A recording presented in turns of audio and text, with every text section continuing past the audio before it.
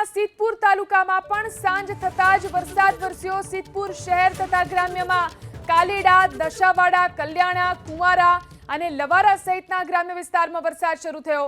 વરસાદના પગલે ખેડૂતો ખુશખુશાલ થઈ ગયા છે।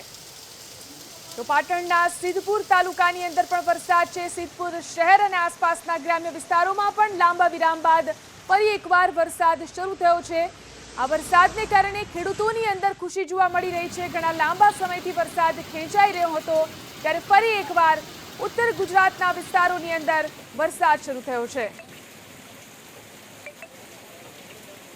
પાટણના સિદ્ધપુર તાલુકામાં પણ સાંજ થતા જ વરસાદ વરસ્યો। સિદ્ધપુર શહેર તથા ગ્રામ્યમાં કાલેડા, દશાવાડા, કલ્યાણા, કુંવારા અને લવારા સહિતના ગ્રામ્ય વિસ્તારમાં વરસાદ શરૂ થયો।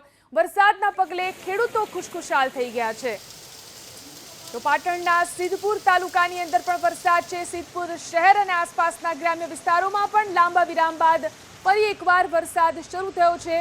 આ વરસાદને કારણે ખેડૂતોની અંદર ખુશી જોવા મળી રહી છે। ઘણા લાંબા સમયથી વરસાદ ખેંચાઈ રહ્યો હતો, ત્યારે ફરી એકવાર ઉત્તર ગુજરાતના વિસ્તારોની અંદર વરસાદ શરૂ થયો છે।